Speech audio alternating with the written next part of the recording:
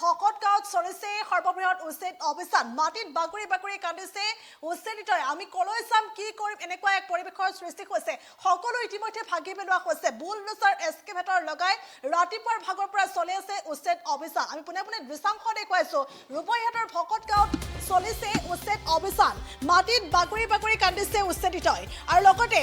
৩৫ বছৰ ধৰি এই স্থানত বসবাস কৰি আহিছে এইসকল লোকে কিন্তু সেইসকল লোকৰ বাসগৃহ এতিয়া ভাগি পেলোৱা হৈছে কিয়নো উল্লেখ কৰিব লাগিব এয়া চৰকাৰী ভূমি আৰু চৰকাৰী ভূমিত কোনেও আচলতে থাকিব নোৱাৰে গতিকে দয়া নাই ক্ষমা নাই নীতিৰে এতিয়া এইদৰে উচ্ছেদ চলিছে ৰূপহীহাটৰ ভকত গাঁৱত এয়া উচ্ছেদ অভিযান চলিছে বুলডোজাৰ এক্সকেভেটৰৰ সহায়ত এফালৰ পৰা সকলো ভাগি পেলোৱা হৈছে কি বাসগৃহ বা কি ব্যৱসায়িক প্ৰতিষ্ঠান বা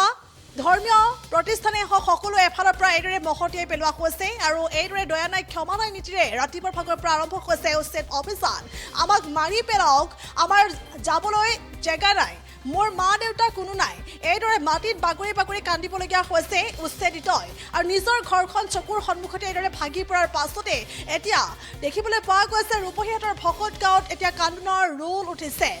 আৰু লগতে সেই স্থানত আমাৰ সতীৰ্থ সাংবাদিক ফুৰকানুল ইছলাম আছে আৰু ফুৰকানুল ইছলামে দেখুৱাব ভকত গাঁৱৰ সামগ্ৰিক পৰিৱেশ দেখুৱাব আৰু সেই স্থানত আমাৰ সতীৰ্থ সাংবাদিক উপস্থিত আছে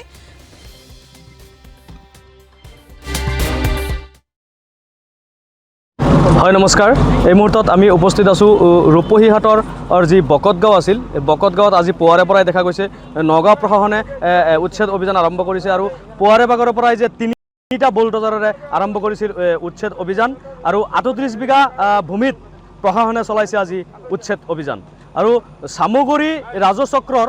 যি ১২ নং দাগ আছে সেই দাগত বকতগাঁও কিচামতত ইতিমধ্যে প্ৰশাসনে আৰম্ভ কৰিছে উচ্ছেদ অভিযান আমি পোনে পোনে আমি দৃশ্য দেখাবলৈ যত্ন কৰিম যে আমাৰ যি বকতগাঁও কিচামতৰ ইয়াত চলিছে বুলডোজাৰ আৰু ক্ষমা নাই নীতি নাই আপোনাৰ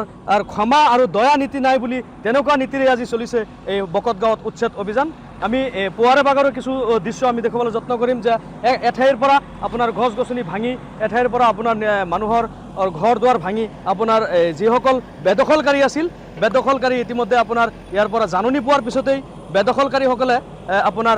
প্ৰায় ৯০% বেদখলকাৰী ইয়াৰ পৰা আঁতৰি গৈছিল নিজে নিজে আঁতৰি গৈছিল ইয়াৰ পিছতেই আজি যেহেতু ১৫ দিনৰ সময়সীমা বান্ধি দিছিল প্ৰশাসনে আৰু ১৫ দিন পিছতেই প্ৰশাসনে আৰম্ভ কৰিলে উচ্ছেদ অভিযান এই উচ্ছেদ অভিযান ১৫ দিনৰ আগতেই এই চামগুৰি ৰাজচক্ৰই জাননী জাৰি কৰিছিল বিশেষ জাননী সেই জাননী পোৱাৰ লগে লগেই ৯০% মানুহে যেহেতু নিজে নিজে আঁতৰি গৈছিল তাৰপিছতে আজি সময় হোৱাৰ লগে লগেই ৫ তাৰিখ আজি ৫ ডিচেম্বৰত পুৱাৰে ভাগৰ পৰাই নগাঁও প্ৰশাসনে চলাইছে বৃহৎ উচ্ছেদ অভিযান জনক কিছু দৃশ্যাংশ দেখুৱাবলৈ যত্ন কৰিম বা অনুৰোধ কৰিম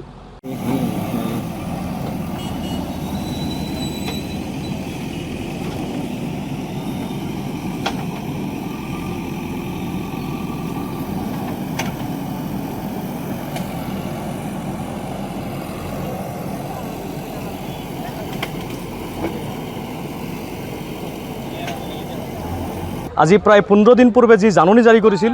উচ্ছেদৰ বাবে যি জাননী কৰিছিল ৰূপহীহাটৰ বকতগাঁৱত প্ৰায় ৩৮ বিঘা ভূমি ইতিমধ্যেই আপোনাৰ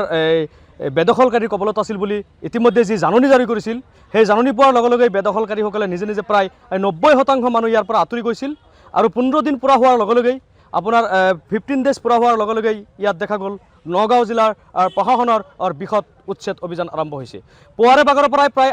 ৮টা বজাৰ পৰাই আপোনাৰ ৩খন বুলডোজাৰেৰে যি উচ্ছেদ অভিযান আৰম্ভ কৰিছিল সেই উচ্ছেদ অভিযানৰ প্ৰায় শেষেই হৈছে ইতিমধ্যে আমি সেই স্থলীৰ পৰা আমি যি দৃশ্যাংশ আমি দেখাবলৈ যত্ন কৰিম ইয়াত দেখা গৈছে যে যি গছ গছনি আছিল গছ গছনিসমূহ ইতিমধ্যে প্ৰশাসনে বুলডোজাৰ লগাই ভাঙি পেলাইছে আৰু আপোনাৰ জাননী পোৱাৰ পিছৰে পৰাই যিসকল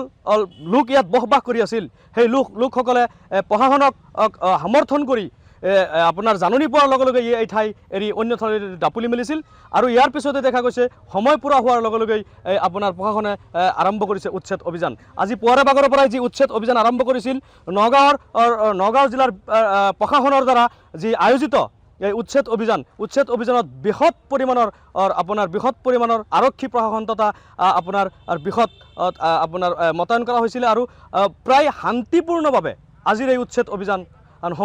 প্ৰায় সম্পূৰ্ণ হৈছে যেন ৰূপহীহাটৰ বকতগাঁৱত যি উচ্ছেদ অভিযান আৰম্ভ হৈছিল শান্তিপূৰ্ণভাৱে ক'ব পাৰি যে উচ্ছেদ অভিযান সম্পূৰ্ণ হৈছে হয় ৰূপহীহাটৰ পৰা ফুৰকানুল ইছলাম DA News Plus হয় আমাৰ ইয়াত কিছু স্থানীয়